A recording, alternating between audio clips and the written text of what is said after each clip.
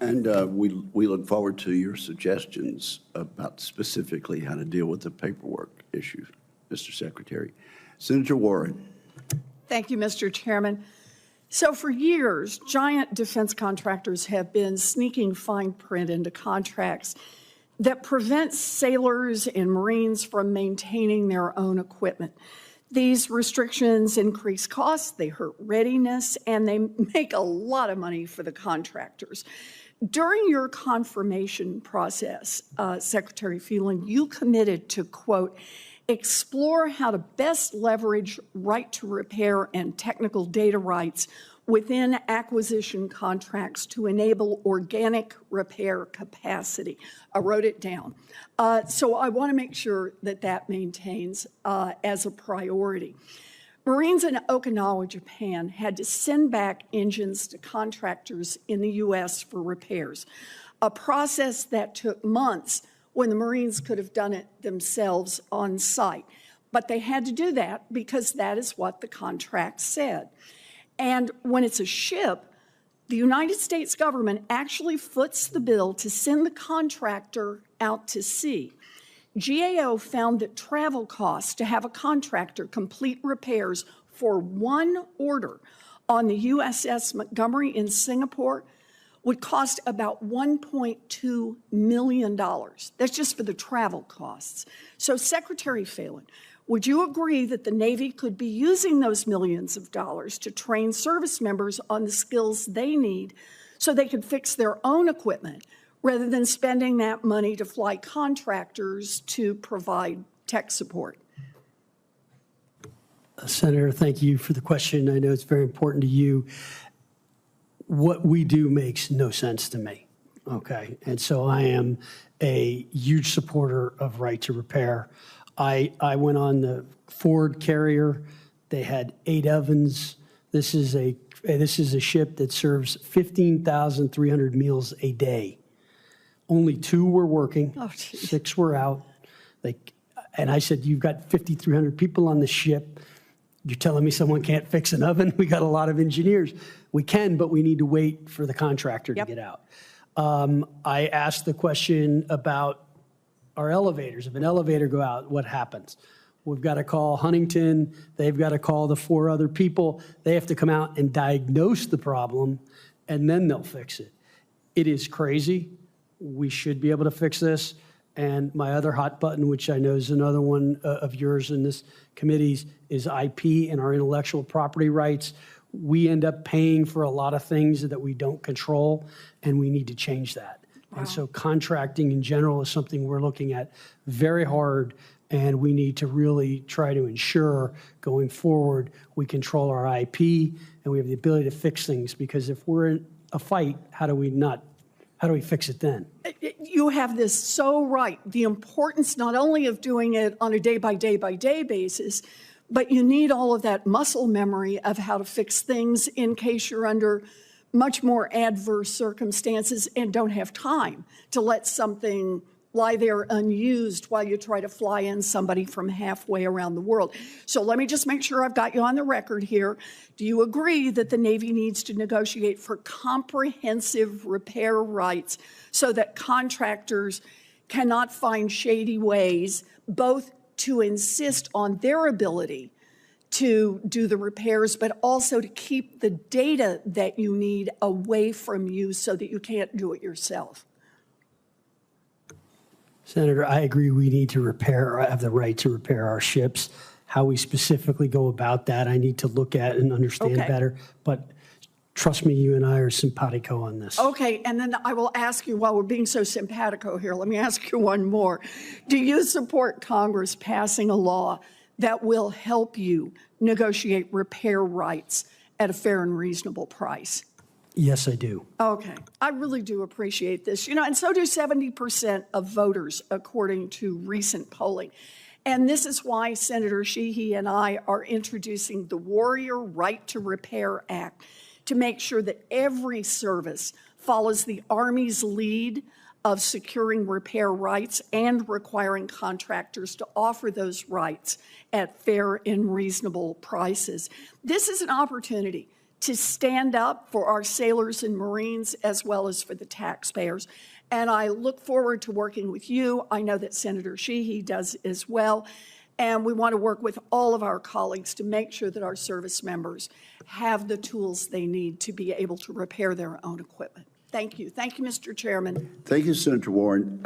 Secretary Phelan, have you had a chance, or has your team had a chance to look at the specifics of the language of the Warren Sheehy bill that has been referred to? I have not, Senator. Okay. Will you please do that and comment about the specifics on the record? It would be very helpful to us. Absolutely. Thank you, and I look forward to working with my two colleagues on a workable solution, particularly since the Secretary is so supportive of that concept. Senator Coons. Thank you, Chair Hyde-Smith and Ranking Member Gillibrand, Secretary Turner. Welcome. Thank you for the chance to be with you today. I appreciated receiving, finally, your budget submission, and I look forward to getting to know you better and to work with you. I'll just mention right at the outset, Madam Chair, that my week had a positive start because I got to visit a project built by a faith-based organization from the Mennonite community to address youth aging out of foster care in a rural community known as Greenwood, Delaware. And I'm pleased, as are you, that the youth aging out of foster care program will be sustained.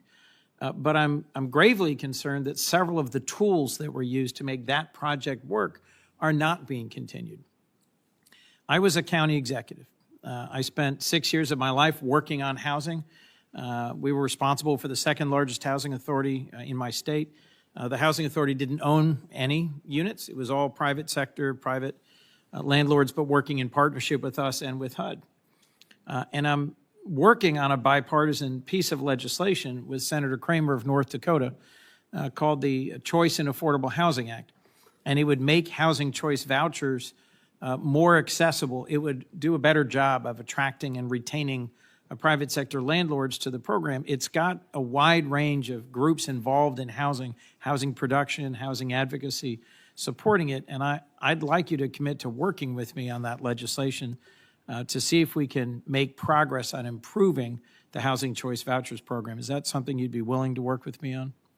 Thank you, Senator. It's great to see you, sir. And I do look forward to seeing the language and hearing from you and your staff and how we can work together. Obviously, the housing affordability is a top priority of mine, and taking care of American people and also people, to see people live lives of self-sustainability.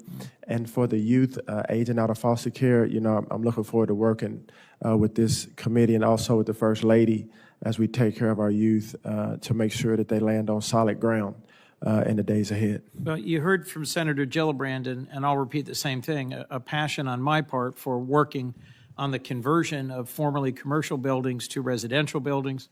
I'm close with a developer in Delaware that's done that a number of times successfully. As Senator Gillibrand knows, it's very difficult to do. Some properties lend themselves to it easily. Some properties are almost impossible. We have a significant challenge nationally. We are not producing enough affordable housing. We're not producing enough housing in urban centers. We're not producing enough housing in rural areas. And taking underutilized or vacant commercial properties and appropriately transitioning them to housing for those who are either homeless, unhoused, or underhoused is another thing I'd love to work with you on. But I must say, just right off the top, that I looked at this budget. You are a person of faith, as are the rest of us on this panel. You share a commitment to caring for our vulnerable neighbors, the least of these. But this budget, Mr. Secretary, is not a serious proposal. It does not meet the urgent housing needs of our country.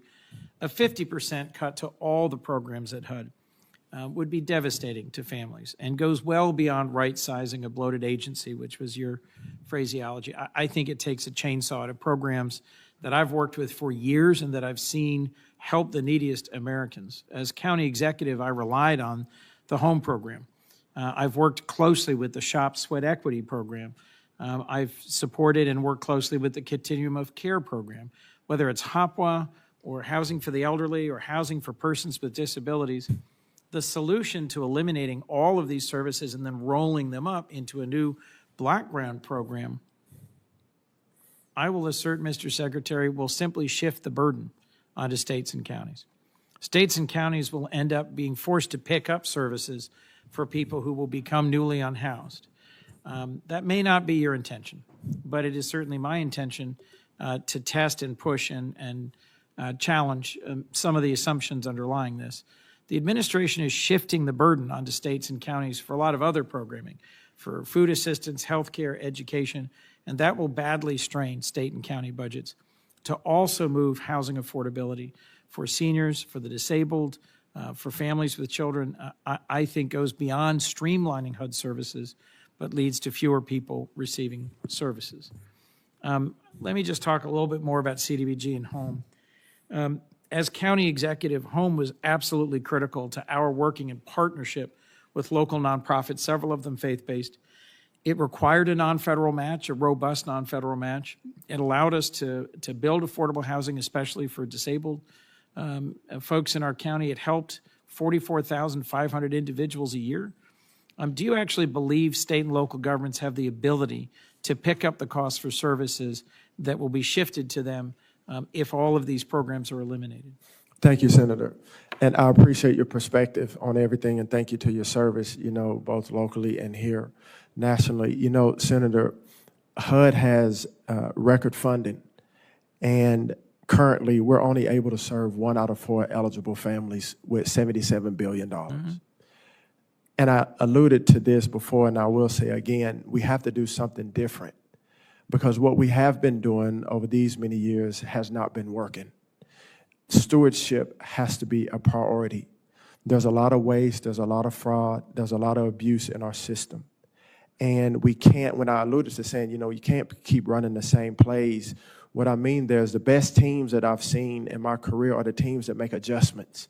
We can't keep running the same play because it's causing us to lose. Well, that's what I feel like in America today, in particular with HUD, we've been running plays that have caused us to lose. And so, sir, this is a different way of looking at things. It's a rethinking of how can we get states to have skin in the game. I do realize, I understand the responsibility that you speak of, but this is a way for states to identify their unique needs and then to distribute their funds as they see fit. They can identify those that have been successful and fund those. And so it's a way for the states to uniquely get involved, to be very deliberate and decisive of their stewardship. And so, sir, that's the paradigm that I'm talking about. That's the culture shift I'm talking about. It's a new way of looking at it, a new way of rethinking it. The home program, to be honest, over the last 33 years has built 1.3 million units. That's only 32 units a year. And it provides gap funding, but the other funding has been $185 billion. So I think we have to look at this in a different way and do it better. Mr. Secretary, Yes, sir.